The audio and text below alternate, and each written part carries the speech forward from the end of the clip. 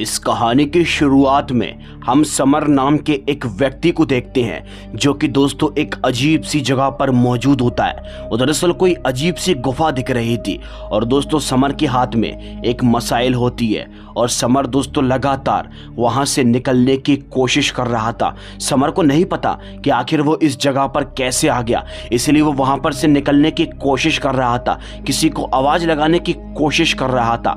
अब दोस्तों जब वो वहां से निकलने की कोशिश कर रहा था कि तभी अचानक से हम देखते हैं कि उसके सामने एक बहुत बड़ा ताबूत रखा हुआ था। वो ताबूत अचानक से खुल जाता है और उस ताबूत के अंदर से दोस्तों एक खतरनाक सी दिखने वाली चुड़ैल उसके अंदर से बाहर निकलती है।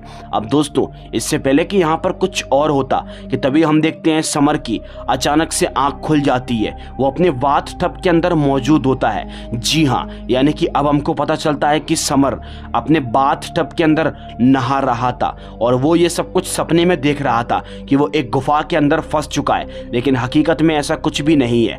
अब दोस्तों वो फौरन ही बाथ टब से बाहर निकलता है, तैयार हो जाता है और दोस्तों तैयार होता है ना तो हम उसकी पत्नी को भी देखते हैं जिसका नाम मलिका होता है। ये दोनों के दोनों रेडी हो जाते हैं क्योंकि आज इनके फ्रेंड की शादी थी और ये लोग वहीं पर ही शादी अटेंड करने के लिए आए हैं। ये लोग अपने घर पर नहीं हैं बट लेकिन दोस्तों समर यहाँ पर बहुत ही ज्यादा दुखी होता है क्योंकि अभी जिस चुड़ैल को उसने अपने सपने के अंदर देखा था वो दरअसल दोस्तों उसे कई बार दिखाई देती है। जैसे कि वो अभी नहाते नहाते सो गया था, उसने अभी उस चुड़ैल को देखा, वो इससे पहले भी उस चुड़ैल को काफी बार देख चुका था। अब समर ये सब कुछ सोच ही रहा था कि तभी अचानक से इनकी वो दोस्त आ जाती है जिसकी दोस्तों यहाँ पर शादी है और वो इन्हें अपने साथ बुलाकर लेकर चली जाती है।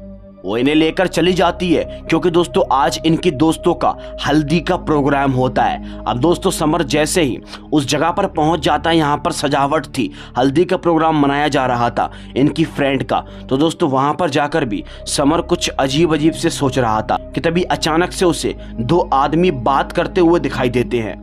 वो दोनों के दोनों दोस्तों आदमी जो कि हल्दी के प्रोग्राम में आए हुए थे वो दरअसल किसी पलंतरी तांत्रिक के बारे में बात कर रहे थे। जी हाँ दोस्तों, पलंतरी तांत्रिक जो कि इन्हीं के शहर के अंदर बहुत मशहूर है। माना जाता है कि वो काफ़ी साल पुराना तांत्रिक है और वो लोगों के भविष्य को देखकर बता देता है कि आखिर उनके भविष्य में उनसे कौन सी ऐसी चीज़ जुड़ी हुई है जो उनको इस जन्म में परेशान कर रही है। अब दोस्तों जब उन दोनों आदमियों को बात करते हुए समर सुन लेता है तो वो उन दोनों आदमियों से पलंतरी का पता पूछने की कोशिश करता है और वो जानना चाहता है कि पलंतरी कौन है, क्योंकि दोस्तों हो सकता है समर उस चुड़ैल को जिस सपने के अंदर देखता है हो सकता है कि उस चुड़ैल से उसका कोई भविष्य जुड़ा हो, इसलिए वो उन दोनों आदमी से पलंतरी के बारे में पूछता है। वो दोनों आदमी बोलते हैं कि पलंतरी जंगल के बहुत ही आगे जाकर एक गुफा के अंदर रहता है। जी हाँ दोस्तों, अब जब दोस्तों समर ने ये सब बातें सुनी तो वो बहुत ही शौक हो जाता है, लेकिन वो दोनों आदमी उससे मना करते हैं कि तुम्हें वहां पर बिल्कुल भी नहीं जाना चाहिए और वहां पर जाने के बारे में सोचना भी मत, क्योंकि वहां पर एक बार अगर कोई गया तो वापस नहीं आता। ये बोलकर दोस्तों वो आदमी वहां से चले जाते हैं, लेकिन अब यहाँ पर ये जो अपना समर होता है वो उस पलंतरी के पास जाना चाहता है, वो वहां पर जाकर अपना भविष्य देखना चाहता है। अब दोस्तों हमें रात का सीन दिखाया जाता है, कहानी शिफ्ट होकर रात के वक्त पर हम उसी पलंतरी को देखते हैं जो कि दोस्तों घड़े को बना रहा था, मटके को बना रहा था, क्योंकि दोस्तों पलंतरी के पास यहाँ पर कई ऐसे मटके मौजूद होते हैं और इन्हीं मटकों के अंदर वो लोगों की आत्माओं को कैद करके रखता है। जी हाँ दोस्तों, और साथ ही साथ वो लोगों के भविष्य को भी बताता है। अब जब कुछ ही देर के बाद हम यहाँ पर समर को देखते हैं जो कि इसी पलंतरी के पास पहुंच जाता है। वो वहां पर जाकर पलंतरी को पुकारता है और दोस्तों पलंतरी उसके पास आता है और उससे पूछता है कि यहाँ पर किसी लिए आए हो, तो समर उससे बताता है कि मैं अपना भविष्य देखना चाहता हूँ, अपना भूतकाल देखना चाहता हूँ कि आखिर मुझसे ऐसी कौन सी भयानक सी चीज जुड़ी हुई है। जब दोस्तों वो ऐसी बातें करता है ना तो वो पलंतरी उससे बोलता है कि मैं तुम्हारे बारे में सब कुछ जानता हूँ और तुम्हारे साथ क्या जुड़ा हुआ है मैं ये भी जानता हूँ। वो पलंतरी उसे एक शर्त देता है और मैं तुमसे एक सवाल पूछूंगा और तुम्हें मेरे सवाल का बिल्कुल सही सही आंसर करना होगा। अगर तुमने मेरे सवाल का सही आंसर कर दिया तो मैं तुम्हें तुम्हारा भविष्य दिखा दूंगा, लेकिन अगर तुमने मेरे सवाल का गलत आंसर दिया तो दोस्तों पलंतरी अपनी शक्तियों के जरिए एक नर्क का द्वार खोल देता है और दोस्तों वो समर से बोलता है कि अगर तुमने मेरे सवाल का गलत उत्तर दिया तो तुम्हें नर्क के अंदर जाना होगा। जी हाँ दोस्तों, यानी कि इतना बड़ा रिस्क है इसके सवाल को पूरा करने में। लेकिन दोस्तों ये जो अपना समर होता है वो इस रिस्क को उठाने के लिए तैयार हो जाता है। वो उस पलंतरी से बोलता है कि मैं सारी चीज़ों को करने के लिए तैयार हूँ, तुम बस मुझसे सवाल पूछो। अब दोस्तों जब पलंतरी कुछ ही देर के बाद उससे सवाल पूछता है तो वो सवाल के अंदर पूछता है कि ज़िंदगी का सबसे बड़ा सच्चे और सत्य क्या है। तो दोस्तों ये जो अपना समर होता है वो आसानी से उसके सवाल का उत्तर दे भी देता है, और दोस्तों इसका उत्तर है मौत। जी हाँ दोस्तों, क्योंकि ज़िंदगी का सबसे बड़ा सत्य और सच्ची मौत होता है जिसे कि कोई भी नहीं जुटला सकता। और पलंतरी उसके इस सवाल से बहुत ही दोस्तों इम्प्रेस होता है। वो उससे बोलता है कि मैं तुम्हें तुम्हारा भविष्य दिखाऊंगा। अब कुछ ही देर के बाद पलंतरी की शक्तियों के जरिए वहां पर एक मटका प्रकट होता है जिसके ऊपर से दोस्तों कपड़ा हट जाता है, और उस मटके के अंदर से एक धुआं बाहर निकलता है जिसके अंदर से दोस्तों वही चुड़ैल बाहर निकलती है। जी हाँ, और दोस्तों वो चुड़ैल बाहर आकर समर का सर पकड़ लेती है और उसे उसके भूतकाल, उसके भविष्य के अंदर लेकर चली जाती है। अब दोस्तों जैसे ही समर अपने भविष्य, अपने भूतकाल के अंदर जाता है तो वो देखता है कि दोस्तों वो भविष्य के अंदर एक बहुत बड़ा जादूगर हुआ करता था। और दोस्तों वो जो चुड़ैल अक्सर उसके सपने में उसे दिखाई देती रहती है वो दरअसल कोई और नहीं, पिछले जन्म में वो उसकी पत्नी हुआ करती थी। लेकिन दोस्तों समर यानी कि इस जादूगर ने पिछले जन्म में अपनी पत्नी को एक ताबूत के अंदर कैद कर दिया था, जो सीन दोस्तों हमने शुरुआत में देखा था। जी हाँ, अब इसके आगे की सच्चाई क्या है वो आपको आगे पता चलेगी। देन दोस्तों समर जब ये सब देखता है तो दोस्तों वो फौरन ही उस दूसरी दुनिया, उस भूतकाल से फौरन ही बाहर आ जाता है। लेकिन दोस्तों ये सब भयानक मंजर देखकर वो बहुत ही ज्यादा डर जाता है। जी हाँ, वो उस पलंतरी से बुरा भला बोलता है और बोलता है कि मुझे तुम्हारी इन सब बातों पर बिल्कुल भी यकीन नहीं है, ना ही तुम्हारे दिखाए हुए भूतकाल पर मुझे यकीन है। देन ये बोलकर दोस्तों वो फौरन ही वहां से भाग जाता है। लेकिन उसके जाते ही पलंतरी उससे बोलता है कि वो तुम्हारा पीछा अब कभी भी नहीं छोड़ेगी। अब तभी दोस्तों दूसरी तरफ हम देखते हैं इसी समर को, जो कि जंगलों के रास्ते से भागने की कोशिश कर रहा था। वो दरअसल अपनी उस दोस्त के घर पर जाना चाहता है जहां पर उसकी पत्नी है, जहां पर वो शादी हो रही है। लेकिन दोस्तों वो चुड़ैल उसे रोकने की कोशिश करती है। वो चुड़ैल उसे नुकसान पहुंचाती है और उसे कहीं भी नहीं जाने देती। और दोस्तों इसके बाद चुड़ैल ने उसके साथ क्या किया वो सीन यहीं पर ही कट हो जाता है। जी हाँ दोस्तों, अब कहानी यहाँ पर से कट होके अगली सुबह की दिखाई जाती है। अगली सुबह हम देखते हैं उसकी पत्नी मलिका बहुत ही ज़्यादा परेशान हो जाती है, और शादी के अंदर सभी के सभी लोग बहुत ज़्यादा परेशान हो जाते हैं कि आखिर कल रात का उसका पति समर घर से बाहर गया हुआ है और अभी तक लौटकर वापस क्यों नहीं आया। ये सभी के सभी लोग दोस्तों समर के बारे में अभी कुछ बातें कर ही रहे थे कि तभी अचानक से कुछ ही देर के बाद हम देखते हैं यहाँ पर समर भी पहुँच जाता है। लेकिन दोस्तों समर यहाँ पर अकेला नहीं आया था, वो किसी अजीब सी औरत को अपने साथ में लेकर आया था, जो औरत देखने में बहुत डरावनी दिख रही थी। अब दोस्तों समर यहाँ पर आता है तो उसकी पत्नी मलिका उसके करीब आने की कोशिश करती है। लेकिन दोस्तों वो जो औरत जो समर के साथ में आई हुई थी वो उसकी पत्नी मलिका को दूर हटा देती है और बोलती है कि ये मेरा पति है। जी हाँ दोस्तों, आप लोगों ने बिल्कुल सही सुना। और दोस्तों वो ही नहीं, समर भी अपनी पत्नी मलिका से बोल रहा था, ये एकदम ठीक कह रही है, मैं इसका पति हूँ, मलिका तुम मेरी पत्नी नहीं हो। बस दोस्तों समर ने इतना सब कुछ कहा ही था कि सभी के सभी लोग बहुत शौक हो जाते हैं। उसकी पत्नी उससे बोलती है कि तुम मेरे साथ मजाक मत करो, लेकिन समर दोस्तों साफ साफ ऐलान कर देता है और बोलता है कि मेरी पत्नी ये औरत ही है, जिसका नाम दोस्तों वो निंदी बताता है। समर वहां पर सभी लोगों से ऐलान करता है कि मैं निंदी को लेकर अपने असली घर पर वापस जा रहा हूं, मैं इस शादी को अटेंड नहीं कर सकता। और दोस्तों ये बोलकर वो फौरन ही दोस्तों वहां से निकल जाता है। उसके जाती दोस्तों उसकी पत्नी मलिका बहुत ही शौक हो जाती है। वो सोचती है कि एकदम उसके पति समर को अचानक से क्या हो गया। दोस्तों वहां पर सभी के सभी लोग समझ जाते हैं कि हो ना हो समर के ऊपर उस पलंतरी ने कोई काला जादू किया है। सभी के सभी लोगों को ऐसा लग रहा था।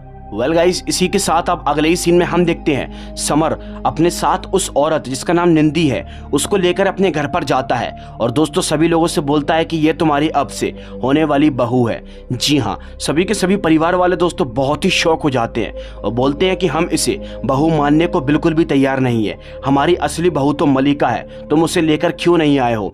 और दोस्तों ये सब कुछ उस औरत, उस निंदी को दोस्तों बहुत ही बुरा लगता है, इसलिए दोस्तों वो यहाँ पर उसकी माँ को नुकसान पहुंचाने की कोशिश करती है, वो उसे बहुत दूर फेंक देती है। ये सब देखकर समर बहुत ही शॉक हो जाता है। इसलिए दोस्तों वो निंदी को लेकर उसका हाथ पकड़कर उसे अपने रूम के अंदर लेकर चला जाता है। अब दोस्तों ये लोग जैसे रूम के अंदर जाते हैं तो समर यहाँ पर निंदी से बोलता है कि तुम मेरी पत्नी नहीं हो सकती, मैं तुम्हें पत्नी मानने को तैयार नहीं हूँ, मेरी असली पत्नी तो मलिका है। अब दोस्तों जब वो ऐसा बोलता है तो हम देखते हैं कि वो जो औरत होती है जिसका नाम निंदी है वो दोस्तों ये सब बातें कबूल कर लेती है। दोस्तों वो उसका असली रूप दिखाती है जो कि बहुत ही ज़्यादा भयानक होता है। वो एक चुड़ैल का रूप उधारण कर लेती है और समर से बोलती है ये चीज़ तो मैं भी जानती हूँ कि मैं तुम्हारी पत्नी नहीं हूँ और मैं तुम्हें यहाँ पर नुकसान पहुँचाने के लिए आई हूँ। अब दोस्तों वो चुड़ैल उसका गला दबा देती है और उसे नुकसान पहुँचाने की कोशिश करती है। उसे नुकसान पहुंचाने के बाद वो चुड़ैल दोस्तों उसे वहीं पर ही बेहोश कर देती है और वहां से चली जाती है।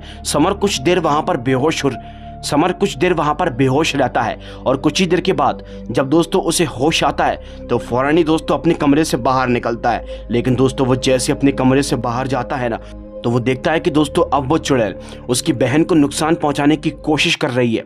वो चुड़ैल पलक झपकते ही उसकी बहन को खा जाती है। ये सब देखकर समर दोस्तों बहुत ही शौक हो जाता है और दोस्तों जब वो उस चुड़ैल के पास जाता है तो वो चुड़ैल दोस्तों समर को भी नुकसान पहुंचाने की कोशिश करती है। उसे नुकसान पहुंचाने के बाद वो चुड़ैल वहां से चली जाती है। लेकिन दोस्तों कुछ ही देर के बाद समर फौरन ही अपने माता पिता को लेकर यहाँ से निकलने की कोशिश करता है क्योंकि वो जानता है कि ये जगह उसके माता पिता के लिए ठीक नहीं है। लेकिन जब ये लोग यहाँ से जा रहे थे वो चुड़ैल इनके सामने आ जाती है और बोलती है कि तुम लोग मुझसे बचकर अब कहीं भी नहीं जा सकते। जी हाँ दोस्तों वो चुड़ैल पलक झपकते ही समर के पिता को खा जाती है। आप लोगों ने बिल्कुल सही सुना, समर उसे नुकसान पहुंचाने की कोशिश करता है लेकिन वो चुड़ैल बहुत खतरनाक होती है, वो समर पर ही उल्टा हावी हो रही थी।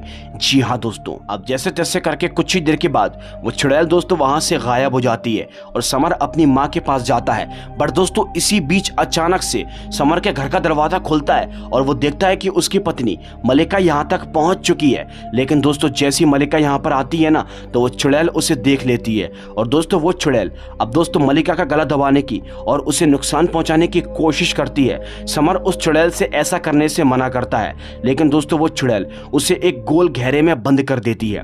बट दोस्तों समर को अचानक से पता नहीं क्या हो जाता है, उसके अंदर कुछ अजीब सी शक्तियां आ जाती हैं जिससे कि वो उस गोल घेरे को तोड़ देता है और दोस्तों उस चुड़ैल को नुकसान पहुंचाकर वहां से भगा देता है। अब दोस्तों समर के साथ ऐसा क्यों हुआ उसके लिए मैं आपको बता दूं, आपको तो पता है समर अपने भूतकाल अपने पिछले जन्म में एक जादूगर हुआ करता था। लेकिन दोस्तों इस जन्म में उसकी शक्तियां अभी भी उसका साथ दे रही हैं, वो इसीलिए क्योंकि ये चुड़ैल इस जन्म में वापस आ चुकी है जो कि उसकी पत्नी हुआ करती थी पिछले जन्म में।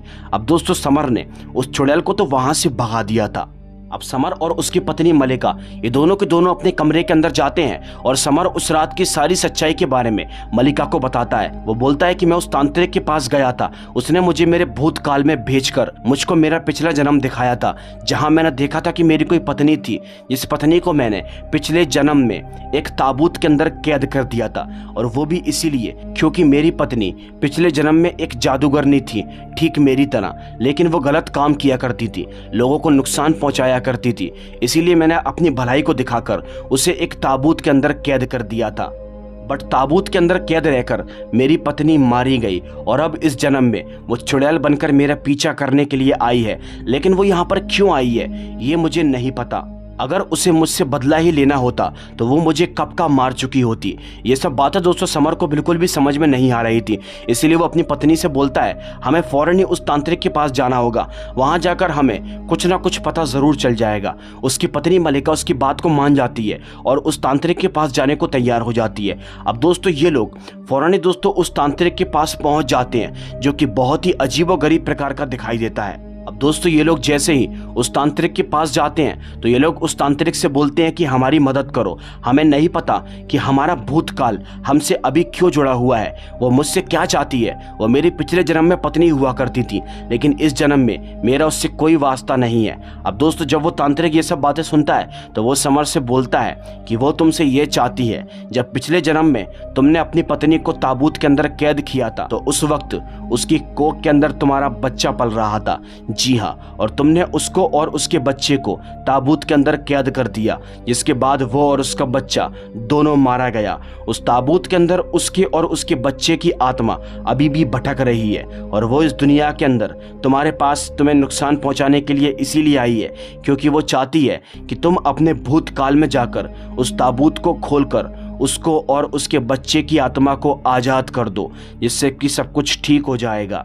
अब जब तांत्रिक दोस्तों ऐसी बातें करता है तो समर उसकी बात को मानने को तैयार हो जाता है। वो बोलता है कि मैं अपने भूतकाल में जाकर उस ताबूत को खोलकर अपनी पत्नी की आत्मा और अपने बच्चे की आत्मा को आज़ाद कर दूंगा। लेकिन वो तांत्रिक उससे बोलता है कि तुम्हें तुम्हारे भूतकाल में जाने के लिए पहले मरना होगा। जी हाँ दोस्तों, समर उससे बोलता है कि अगर मैं मर गया तो मेरी आत्मा अपने शरीर के अंदर वापस कैसे आएगी।